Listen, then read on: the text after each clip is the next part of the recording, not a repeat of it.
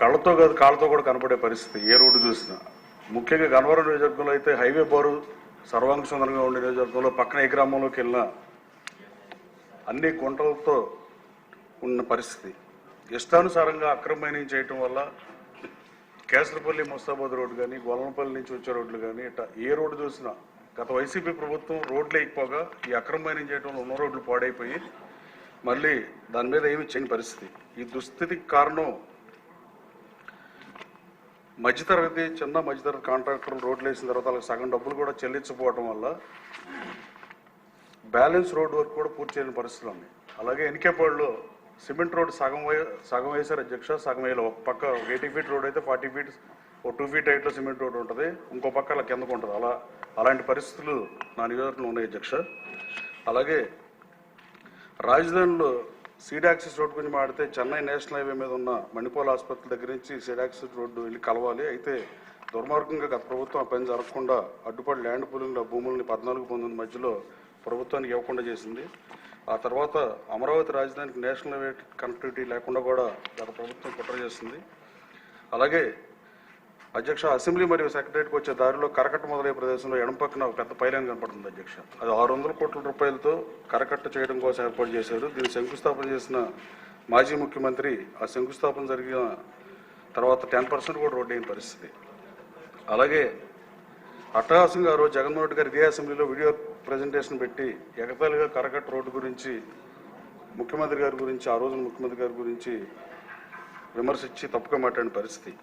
అమరావతి రాజధానిలో రోడ్లు లేకుండా చంద్రబాబు గారు నిర్మించిన రోడ్లు కూడా గ్రావెలు కంకర తవ్వినవి కూడా మనం టీవీలో చూసాం. అలాగే రాష్ట్రంలో రోడ్లు మరీ ముఖ్యంగా గన్నవరం నియోజకవర్గం రోడ్లు అద్భుతంగా నిర్మాణం చేయాలని ఈ సందర్భంగా తమ ద్వారా సంబంధిత మంత్రి గారు బీసీ జనార్దన్ రెడ్డి గారిని ముఖ్యమంత్రి గారిని కోరుతున్నాం. అలాగే గత ప్రభుత్వం అసలు ఎవరిది పట్టించుకునే పరిస్థితి ఉండదు అధ్యక్ష. వాజ్పేయి గారు రోడ్లు వేస్తే ఈవెన్ మన్మోహన్ సింగ్ గారు, టాటా గారు, ఏ పార్టీ అయినా వేరే పార్టీ నుంచి ప్రధానమంత్రి అయినా కూడా వాటిని కంటిన్యూ చేసి ఆయన పోగిన పరిస్థితి. గత ప్రభుత్వం ఏ నమూనాను తీసుకోదు. ఈవెన్ అమెరికాలో నేను 19 సంవత్సరాలు అధ్యక్ష, ఇన్ఫ్రాస్ట్రక్చర్లో రోడ్లలో America is the best in the world అన్న చెప్పొచ్చు. ఆ రోజున అమెరికా అధ్యక్షులు పనిచేసిన వాళ్ళు కూడా ఏ అధ్యక్షులు పనిచేసినా 3-4 అధ్యక్షులు వరల్డ్ బ్యాంక్ లోన్స్ తెచ్చి రోడ్లు వేసిన పరిస్థితి. జాన్ ఎఫ్ కెనడీ గారు అయితే our nation's infrastructure is the backbone of our economy and we must invest in our roads and bridges to ensure our continued prosperity అని. అలాగే ఇంకో ప్రెసిడెంట్ రూజ్వెల్ట్ అయితే a nation that builds it roads builds its future అని చెప్పిన పరిస్థితి. గత ప్రభుత్వం మంచి సూచనలు కూడా పట్టించుకోవడం ఒంటెత్తుపోకలు పోయిన పరిస్థితి. ఈ రాష్ట్రంలో రోడ్లని తక్షణం రిపేర్ చేయాల్సిన బాధ్యత ఉంది. అట్లా నేను ముఖ్యమంత్రి గారు కూడా చెప్పారు దాని నిధులుగా. అదేవిధంగా కొత్త పరిశ్రమలు రావాలంటే గతంలో తెలుగుదేశం ప్రభుత్వంలో మనం కొత్తగా వచ్చినప్పుడు కానీ మళ్ళీ మన ప్రభుత్వం అధికారంలో ఉన్నప్పుడు చాలా మంది మన రోడ్ల గురించి గొప్పగా చెప్పుకునే వాళ్ళు అధ్యక్ష. కర్ణాటక ప్రభుత్వం అటు మహారాష్ట్ర ప్రభుత్వాలు కూడా వచ్చి మన రోడ్లు ఏ విధంగా తీరుగా ఉన్నాయని చెప్పారు. గతంలో తమరు కూడా R&B మినిస్టర్గా ఉన్నారు. గతంలో R&B మినిస్టర్గా ఉండేటువంటి వాళ్ళు కూడా చాలా గర్వంగా ఫీల్ అయ్యే వాళ్ళం. అంటే ఒక R&B గవర్నమెంట్ డిపార్ట్మెంట్కి ఒక మంత్రిగా ఉన్నామని చెప్పి తల ఎత్తుకొని తిరిగే వాళ్ళము ఈరోజు తల దించుకునే విధంగా చేసింది ఈ యొక్క అసమర్థత ప్రభుత్వం అధ్యక్ష. దీనివలన రోడ్లు అభివృద్ధి చేయకపోవడం వలన అటు పర్యాటక రంగం ఇటు GST రావడం తగ్గిపోయింది. అదేవిధంగా ఏదైతే మైనింగ్ డిపార్ట్మెంట్కు సంబంధించినటువంటి GST కూడా కాకుండా సీనియరేజ్ ఫీజులు కూడా రావడం లేదు అధ్యక్ష. వీటన్నిటికీ ప్రధానంగా కారణాలు కూడా ఇవన్నీ కూడా ఉన్నాయి అధ్యక్ష. అదేవిధంగా ఇక్కడ ఒక విషయం తమ ద్వారా తెలియజేస్తున్నాను అధ్యక్ష. ఏవైనా చేసినటువంటి రహదారులు కూడా గత ప్రభుత్వంలో ఆ ప్రభుత్వానికి సంబంధించిన ఏజెన్సీలు వాళ్ళ బంధువులు వారి స్నేహితులు హితులు చేసినటువంటి అనేకమైనటువంటి వర్కులు కూడా కాంట్రాక్ట్ కూడా అటు NHలు కావచ్చు, స్టేట్ హైవేస్ కావచ్చు, లోకల్వి కూడా అవన్నీ కూడా కేవలం 2 నెలలు 2 సంవత్సరాల లోపలనే దెబ్బతిన్నా కానీ అధికారులు ఏ రోజు కూడా చర్యలు తీసుకోలేదు. మరి గత ప్రభుత్వంలో మేము అపోజిషన్ పార్టీలో ఉండి ఎందుకు మీరు చర్యలు తీసుకోవడం లేదంటే కూడా రైట్ ఇన్ఫర్మేషన్ యాక్ట్ ప్రకారం పెడితే ఎన్నిసార్లు చెప్పినా కానీ కూడా జవాబులు ఇవ్వలేదు అధ్యక్ష. వీటన్నిటికీ కారణం ఏమంటే అక్కడ అవినీతి జరిగింది. ఆ యొక్క ఏజెన్సీలు అవినీతి చేశారు. ఆ ఏజెంట్లు కూడా DEలను AEల పర్యవేక్షణ లేకుండా ఎక్కడైనా DEలు AEల పర్యవేక్షణ లేదు అధ్యక్ష. ఆ ఏజెన్సీల ద్వారా వాళ్ళని చేస్తగిన బెదిరించడం, మీ ట్రాన్స్ఫర్ చేస్తాము, మీకు ACBకి పట్టిస్తాము కాబట్టి మా యొక్క చేసేటువంటివి. ఎందుకంటే అక్కడ ప్రభుత్వంలో ఉన్న ఏజెన్సీలు సొంతం మంత్రికి సంబంధించిన ఏజెన్సీలే. మంత్రి జీపీలు గవర్నమెంట్ లాంటివి చేసుకునే ఏజెన్సీలే, వారి బంధువులే. ఆ విధంగా చేయడం వల్ల రహదారులు కూడా వేసిన రహదారులు నాణ్యత లేకపోయి ఈ రోజు నాణ్యత లేకుండా పోయి ఈ రోజు ఆ మంచి వేసిన రహదారులు కూడా కొట్టుకుని పోయినాయి అధ్యక్ష.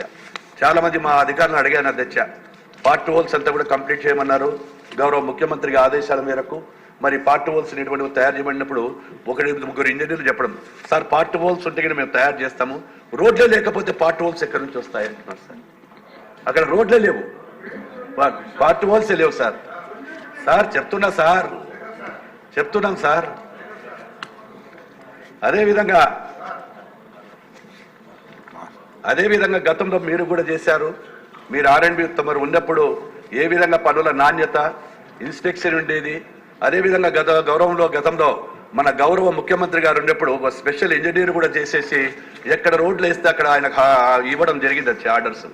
మిషన్ పెట్టి అక్కడ ఎంత వస్తా ఉంది ఆ మెజర్మెంట్స్ కూడా తీసుకుంటే కాంట్రాక్టర్లు వణికిపోయి పని చేసి నిజాయితీగా పనిచేసిన కాంట్రాక్టర్లు అప్పుడు సంతోషంగా నిద్రలే ఉన్నారు సార్. ఇప్పుడు విజిలెన్స్ డిపార్ట్మెంట్లకు పెడితే దాని మీద కూడా మరీ ఆక్షేపణలే. ఇప్పుడు చాలా నా దగ్గరికి కూడా ఈ వీళ్ళు కూడా రావడం జరిగింది అధ్యక్ష. దీని అన్నిటికీ కూడా ఒక అసమర్థుడైనటువంటి ఒక ముఖ్యమంత్రి, ఒక చేతగాని ముఖ్యమంత్రి, ఈ అసమర్థత పరిపాలన అనుభవం లేని ముఖ్యమంత్రి చేయడం వల్లే రాష్ట్రం అంతా కూడా ఈరోజు వెనుకబడిపోయింది. ఈరోజు రాష్ట్రంలో ఇక్కడ పరిశ్రమలు రావాలన్నా మళ్ళీ చేయాలన్నా ఒక R&B డిపార్ట్మెంట్ కూడా శక్తి వంచన లేకుండా గౌరవ ముఖ్యమంత్రి గారికి కూడా అడగడం చెప్పింది. ప్రతిపాదనలు వచ్చాయి. ఈ ప్రతిపాదనల ప్రకారము నేషనల్ హైవేస్ ఇంకా మిగతా రోడ్లు కూడా త్వరలోనే మొదలు పెడతాం వర్షాకాలం పోతానే. అవన్నీ కూడా ఎక్కడైతే అధ్వాన పరిస్థితులు ఉన్నాయో ప్రియారిటీ ప్రకారం వాటి అన్నిటి కూడా చేస్తామని చెప్పి సభ్యులు ఇచ్చిన సూచనలు సలహాలు కూడా అన్ని తీసుకుంటాము. ప్రతి ఒక్కదాన్ని కూడా తీసుకొని ఈ యొక్క ఎంక్వైరీ కూడా ఎక్కడైతే గత ప్రభుత్వంలో జరిగినటువంటి నాణ్యత లేని రోడ్ల మీద ఖచ్చితంగా చర్యలు తీసుకోవడం జరుగుతుంది. ఆ ఏజెన్సీలు ఎంత గొప్పవారైనా ఎన్ని ఉన్నట్టు కూడా మా వారికి కూడా అధికారులకు చెప్పడం జరిగింది. వాటన్నిటి మీద కూడా చేస్తామని చెప్పి తెలియజేస్తున్నాను అధ్యక్ష. క్వశ్చన్ నెంబర్ 13 అండి. క్వశ్చన్ నెంబర్ 13 హెల్త్ మినిస్టర్ గారు. నమస్కారం అధ్యక్ష. ఇవాళ ఆరోగ్య కుటుంబ సంక్షేమ వైద్య విద్య మంత్రిత్వ శాఖకు సంబంధించి గౌరవ సభ్యులు పెన్మత్స విష్ణుకుమార్ రాజు గారు ప్రశ్న అడిగారు అధ్యక్ష. వారి ప్రశ్న, కింగ్ జార్జ్ హాస్పిటల్లో వాస్తవంగా 2300 పడకలు అవసరం ఉండగా కేవలం 1050 పడకలు మాత్రమే మంజూరు చేసిన విషయం వాస్తవమేనా అని అడిగారు వారు. అయితే గౌరవ సభ్యులకు నేను ఈ సందర్భంగా చెప్పదలుచుకునేది ఏంటంటే 1998 నాటికి మంజూరైన పడకలు 1057 ఉండగా ఆ తర్వాత 505 పడకలను వివిధ సూపర్ స్పెషాలిటీలకు మంజూరు చేయడం జరిగింది. ఈ రోజు నాటికి కింగ్ జార్జ్ ఆసుపత్రిలో మొత్తం మంజూరైన పడకలు 1162 ఉన్నాయి అధ్యక్ష. అదేవిధంగా వారు సరిపడా పడకలు లేకపోవడం వల్ల రోగులు అనేక ఇబ్బందులు పడుతున్నారనే విషయం ప్రభుత్వం దృష్టికి వచ్చిందా అని అడిగారు. అయితే శాంక్షన్డ్ స్ట్రెంత్ 1562 ఉండగా కింగ్ జార్జ్ హాస్పిటల్లో ఫంక్షనల్ బెడ్స్ 2000 ఉన్నాయి అధ్యక్ష. అందుకే ఇన్పేషెంట్లు ఎక్కువగా ఉన్న సమయంలో డిమాండ్కు అనుగుణంగా అదనపు పడకలు కూడా అందించబడుతున్నాయి అధ్యక్ష. అయితే వారు రోజుకు 2300 మంది పేషెంట్స్ వస్తున్నారనే విషయం అడిగారు. అయితే సగటున ప్రతిరోజు 1464 ఇన్పేషెంట్లకు వైద్య సేవలు అక్కడ అందించబడుతున్నాయి. కాబట్టి అక్కడ ప్రస్తుతం ఉన్న బెడ్లు అయితే ఉన్నాయో అవి డిమాండ్కి సరిపడా ఉన్నాయని తెలియజేస్తున్నాను అధ్యక్ష. తర్వాత MNC నిబంధనల ప్రకారం తగినంత సంఖ్యలో స్టాఫ్ నర్సులు లేరన్న విషయం ప్రభుత్వ దృష్టికి తేవడం వచ్చిందా అని అడిగారు. అయితే KGHలో నిబంధనల ప్రకారం తగినంత సంఖ్యలో నర్సింగ్ సిబ్బంది అందుబాటులో ఉంది. అయితే కొన్ని నియామకాలు చేయాల్సిన అవసరం కూడా ఉంది. ఈ సందర్భంగా నేను తెలియజేస్తున్నాను. అయితే KGH జనరల్ డ్యూటీ అటెండెంట్ల కొరత ఉందనే విషయం ప్రభుత్వ దృష్టికి వచ్చిందా అని వారు అడిగారు. KGHలో నిబంధనల ప్రకారం తగినంత సంఖ్యలో జనరల్ డ్యూటీ అటెండెంట్లు అందుబాటులో ఉన్నారు. అయితే అదనంగా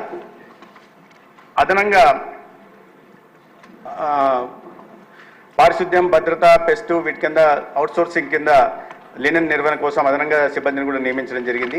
అదేవిధంగా అదనపు KGH జనరల్ డ్యూటీ అటెండెంట్ల కొరత అదనపు క్యాజువాలిటీ బ్లాక్ను ఏర్పాటు చేయడానికి మరియు గైనకాలజీ మరియు పీడియాట్రిక్ వార్డులను పక్కపక్కనే ఉంచడానికి ప్రభుత్వం వద్ద ఏమన్నా ప్రతిపాదన ఉందా అని వారు అడిగారు. 600 కోట్ల వ్యయంతో మౌలిక సదుపాయాల అభివృద్ధి ప్రణాళిక అమలు ఉంది. ఇది గైనకాలజీ మరియు పీడియాట్రిక్ వార్డులు ఒకే బ్లాక్లో ఉండేలా చేస్తుంది అధ్యక్ష.